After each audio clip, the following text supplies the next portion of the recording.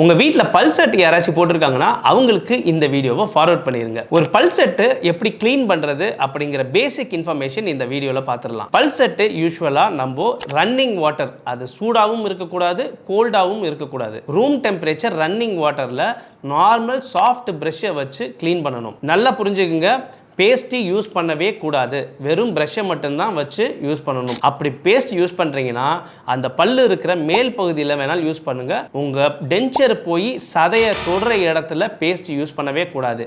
இது ஏன் அப்படின்னு பார்த்தீங்கன்னா, உராயும் தன்மையான மெட்டீரியல் இருக்கும். அது அந்த மெட்டீரியலை டேமேஜ் பண்ணிடுச்சுன்னா உங்களுக்கு ஃபிட்டிங் இஷ்யூஸ் வர ஆரம்பிக்கும். ரெண்டாவது என்ன அப்படின்னு பார்த்தீங்கன்னா, அந்த பல் செட்டை நைட் தூங்குறதுக்கு முன்னாடி நான் சொல்கிற மாதிரி க்ளீன் பண்ணிவிட்டு ஒரு பவுல் தண்ணியில் போட்டு வச்சுக்கோங்க. வெளியே வச்சிங்கன்னா அந்த டென்ச்சர் ஒரு அக்ரிலிக் மெட்டீரியல் தான் ஆகப்பட்டிருக்கும். அதனால தண்ணியில் வச்சுட்டிங்கன்னா இந்த ஒரு விஷயத்தை நீங்கள் தவிர்க்கலாம். மூணாவது, இது ஆப்ஷனல் தான். அந்த பவுலில் டென்ச்சர் கிளென்சிங் டேப்லெட் அப்படின்னு ஒன்று சொல்லுவாங்க. அந்த டேப்லெட்டை அந்த பவுல் தண்ணியில் போட்டுட்டு அது நல்லா கரைஞ்சதுக்கப்புறம் இந்த டென்ச்சரை போட்டு வச்சுக்கோங்க. இது ஏன் அப்படின்னு பார்த்தீங்கன்னா, நைட்டு எந்த ஒரு பாக்டீரியல் கண்டாமினேஷனும் அந்த டென்ச்சரில் இருக்கக்கூடாது அப்படிங்கிறதுக்காக தான். காலையில் திரும்ப எடுத்து டென்ச்சரை வேர் பண்ணுறதுக்கு முன்னாடி ஒரு வாட்டி கழுவிட்டு யூஸ் பண்ணுங்க.